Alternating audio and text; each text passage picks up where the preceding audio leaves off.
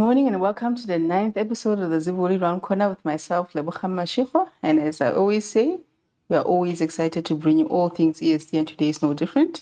We are talking about the Future Forge program. So if you've never heard of it, this is the perfect time to tune in because we'll be talking about some of the stuff that we put in the program.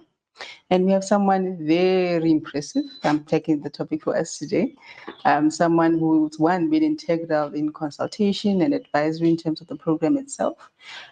Two, look, he's experienced and professional, but super relatable to the SMEs. They understand him. He knows where they've been. He knows what it feels like to run a small business. And in three, he's a technical mentor that's also been in one of our programs. So he's also a beneficiary of the Zero program. So I don't think there's anybody else who could have talked to this about. So good morning to Mr. Tilalo Karake of Riahi Consulting Engineers. How are you today, sir? I'm well, thanks. How are you? I'm well, thank you. Look, always excited to talk about all things ESD, and today is no different really about this program. Look, I know you, but tell us a little bit about your professional career, just for everybody to be abreast in terms of why we're so excited. Okay. My professional career started, in the civil engineering industry, started in 2005. Since then, I've worked in the consulting space. Well, I started off working in the consulting environment. I've also spent a few years in the construction space. I've worked for a power utility in South Africa. I've also worked on a project, a large-scale government project. And after all of that, I then decided to start Riahi Consulting Engineers. And this was in 2017. We've been operating since then, and we're still going and enjoying it. Oh, that's good to hear. That sounds like about 20 years of combined experience. Yeah, and I think, that's correct. Yeah, that's what we call an experienced person, guys. That's done a little bit of everything and then eventually decided to go out on their own. Yeah. But why this field of work? What drew you to civil construction and all of that? Yeah. So growing up, I think we are all at some stage in our lives exposed to construction work. Yeah. We all see it around us. And I think that some are more attracted to it than others. I was one of those that got attracted to it more than others. So the interest has always been there from a young age. It captured me, and eventually I studied civil engineering. I've worked in the industry now, as you said, for close to 20 years, and I'm still there and still enjoying it. Yes. How far up did you study? So I studied as far as a master's degree in engineering management. Oh my goodness, I won't even pick up a book, but 20 years. Okay. Look, before we get to the crux of our topic today, let's talk a little bit about challenges. I always say challenges will never go out of fashion because they really push us to problem solve. So in your experience, what are the challenges, the typical challenges that exist in this industry? You yourself having been a small business, you yourself having spent 20 years in this industry. Yeah. So I think the biggest challenge is that clients have a preference for more established companies. And that preference is mainly because the established companies have got the history, they've got the capacity, and they've got the technical expertise. They are backed by a long history of project delivery. I think it's only natural for the client to want to go with the experience. And there are, of course, other challenges. Of course, smaller companies don't have the financial resources, they don't have the capacity, and in some instances, even the expertise. So those are the key challenges that one has to overcome as a small enterprise. Yeah. Look, let's talk a little bit about the experience gap. So I think, as with everything, I mean, even in the job market, we always come across the same problems. Students will say, why do I need to give you 2 years of experience when I just come from varsity? Just give me a chance, And the same can be said about small businesses that, look, I've started the business, but I do have a bit of the capacity. I do have one or two people that can do this, and I have the expertise. Give me the experience. What can we do to close the experience gap without compromising on the quality that we want as the end user or the buyer? Yeah. I think one of the things that is already out there is for more established companies to subcontract portions of their work to emerging companies.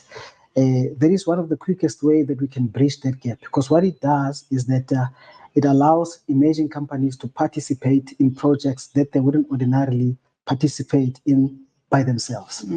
It also allows the emerging companies to also share experiences with more technical people. They are able to share resources, and they just get the general exposure. Working by themselves will certainly not get them to a position where they can participate in such large-scale projects. I think that is one of the quickest way, because the systems are already there. Yes. Subcontract the work to emerging SMEs to fast track their growth. Yes, yes. Yeah, I do think that it's a model that we should all aim to support. Absolutely. Small businesses are more than willing to learn from the big companies. Correct. But we do have to give them the opportunity to do so. Yeah.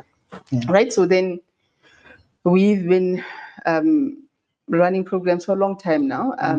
And our clients were like, look, it's great that there's this business acumen side of the business. But because we are mining, construction, and kind of related services, there's a heavy reliance on the technical competence of the business and their ability to execute on work. And then we thought, okay, how do we close this problem? Future Forge, right? So we launched it last year and then said, okay, let's take it to the market and try to support businesses in this technical area. Correct. And then, of course, you came on board and then we said, all right, we have an idea. We know what our vision is. Help us build it from a technical expertise angle and maybe advise us on what we need to put into this program. And then you came in right at the beginning, which is really where assessments sit. Yeah. Right. So maybe give me an idea of what your thoughts were when we gave you the scope and then said, please come up with some sort of diagnostic tool for us to understand exactly what we need to cover. Yeah. So having worked in the consulting environment, having worked in the construction space, having worked for SOEs, I relied heavily on my experience in that space. And then, of course, more recently, I continue to work with emerging contractors in the mining space. So I had to reflect on what work we've done with SMMEs and try to think about the gaps that we had identified. So having done all of that, we then came up with 5 key criteria, which generally focused on regulatory compliance. We looked at the SMME's internal processes and procedures. We looked at qualifications and experience of the key personnel in the organization. We looked at SHREC compliance, which is generally your safety, health, environmental, risk, and quality management. And then finally, number 5, we looked at industry bodies. So these are voluntary associations with which emerging companies can become members. So what they do is that they have development programs for SMEs to grow from one position to the next. Yes. So in general, those are the 5 key criteria that we looked at, and we thought they were sufficient for us to try and identify gaps within the SMEs themselves. And then what's the output, right? So what's the so what, right? Yeah. You assess them and here's this gap assessment and we understand what the problems are. What is then the output of that? Yeah. So we found quite a number of gaps, and I'm going to focus primarily maybe on 2 or 3 that we found that stood out across the board.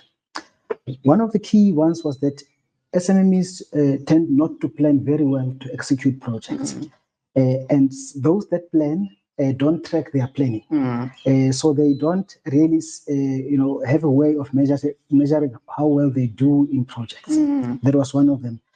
They also don't have systems in place. For example, they don't have procedures and process in place to enable them to do work efficiently. Yes. So they would have, for example, a managing director who understands all the processes, but everyone else that works around him don't understand much. Yes. So there's a big gap between the MD and the people that report to him. And maybe the third one was, they don't have a management system in place. In other words, well, not all of them, some. In other words, what they don't have, for example, is that they don't have a filing structure.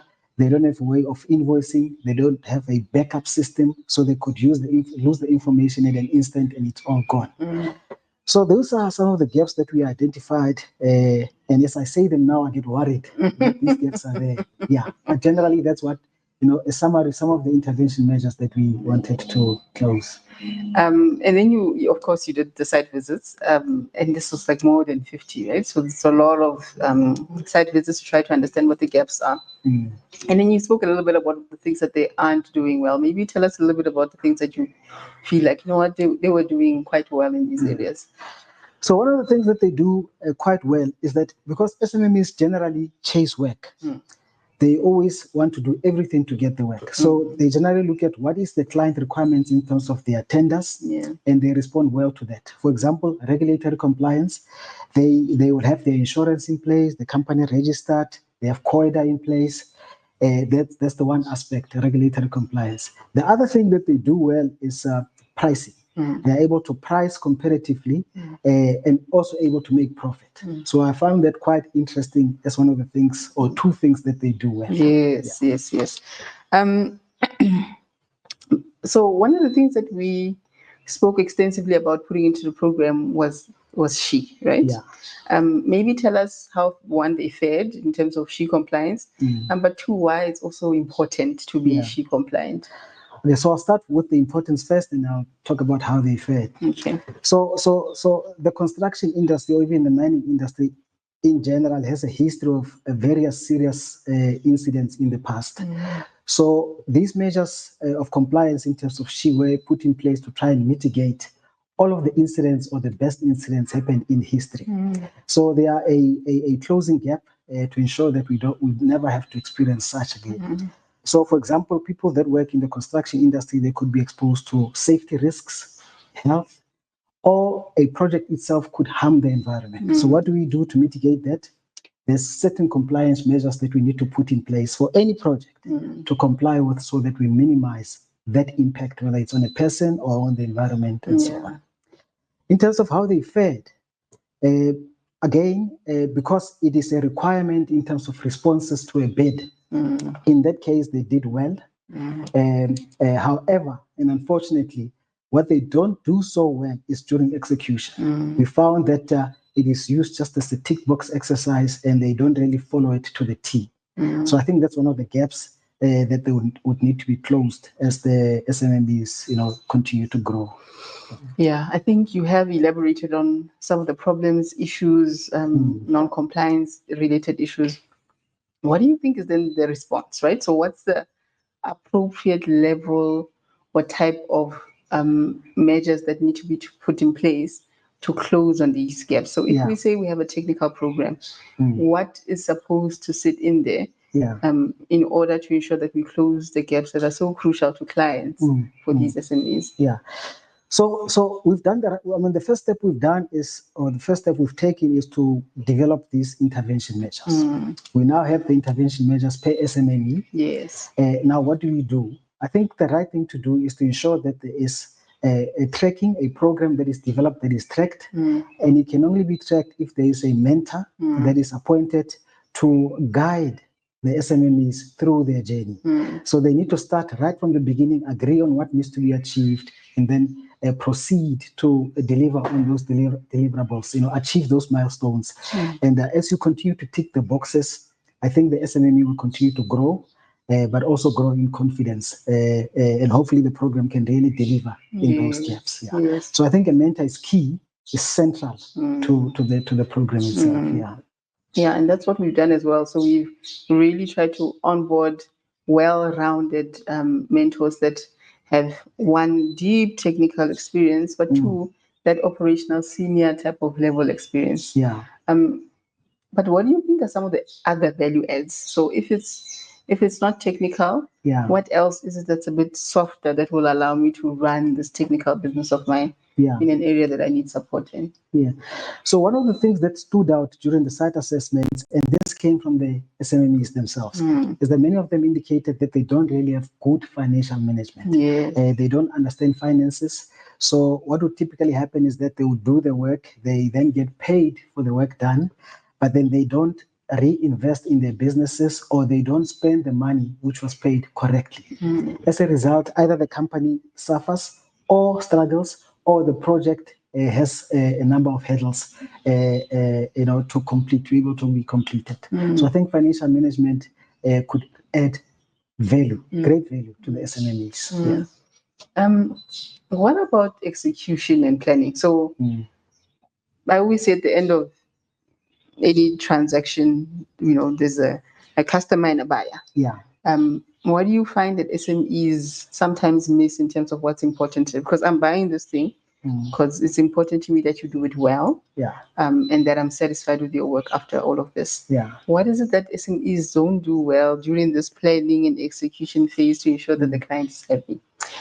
There's two things. One of them is that when executing projects, they don't track project to ensure that the deliverables are met or the milestones are met. Yeah. So they are then always late or chasing the program. That's number one. The other thing is that is communication with the client or the client representatives, where they don't necessarily want to report delays or anything bad that could potentially be happening in the project. So they tend to delay informing the client, and by the time the client is informed, it's already too late. So everyone has to run around to try and find a solution. I find this across many SMMEs, and I think that's one of the things that really could improve, in their project delivery. Yeah. I mean, I guess across humans, I think humans are just like that to me. Like, let me try to fix it, and hopefully it doesn't break. We spoke a little bit about mentors, but I do want to hear from you. What, even in your early days, what do you believe a mentor, someone with deep technical knowledge and experience, can add to your business? Yeah. Even though you're in a technical business yourself. So what is this thing that I'm bouncing off of this person that will hopefully help my business in one way or the other? Yeah, so if you look at SMEs, and I'll respond in terms of the SMEs, if you look at SMEs in general, what they tend to do is that they tend to outsource some of their more technical work to more experienced personnel. Yes. And that means that is a cash outflow from the business. So if they had, for example, a mentor who's more experienced, who's got a rich experience in terms of their technical work, that means that that person can impart a lot of their technical knowledge. But not only that, because they are generally experienced, it means that they bring across also the generic experience in terms of the field of work they are in. So it is always great value to work with an experienced person. And I'm hoping that the mentors can, to a certain extent, play that role. Yes. To our viewers at home, please remember to send us your comments or questions in the chat, and then we'll try our best to respond at the end of the episode. So yes, look, we are coming to the end of the episode, but I do want to hear from you. What advice can you give specifically to small businesses that are in these programs and sometimes tired of them, right? So it does happen that they feel like, oh, I feel like I'm not gaining value. But what can you say about one, finding the right program, and two, finding value, and three, committing to ensure that you gain as much value as you can to grow your business? Yeah. So I think the SMEs also have their responsibility to try and understand what the program is about. Yes. They also have a responsibility to understand what the company can gain from the program. It is only after you've done that can you then decide as to whether to participate in the program or not. Some MSMEs, we found that they just go into the program to find out what's going to happen. Yes. So I would encourage SMEs to really get an understanding of what it is. And if they decide to go into the program, please try to oversee the entire program, because it's the only way that you'll be able to gain some value out of it. It must be full commitment or nothing. And then to ESG specialists, agencies, all of us out there trying to help small businesses, what can you say about designing and implementing programs that are valuable to SMEs? Yeah, so I mean, I would certainly encourage those agencies to be as clear as possible from the beginning. And I think it's related to the previous question. Be as clear as possible regarding the program itself. What is it the program wants to achieve? So that we are able to then convince the SMEs whether to partake in the program or not. Because if it's half-hearted at the beginning, inconclusive, SMEs will go in very blind, hoping for something big, and in the end they get nothing. So I would encourage, the agencies to really develop a well-rounded and very clear program so that it is very easy for everyone else to understand what it aims to achieve. Okay. Thank you. Thank you very much.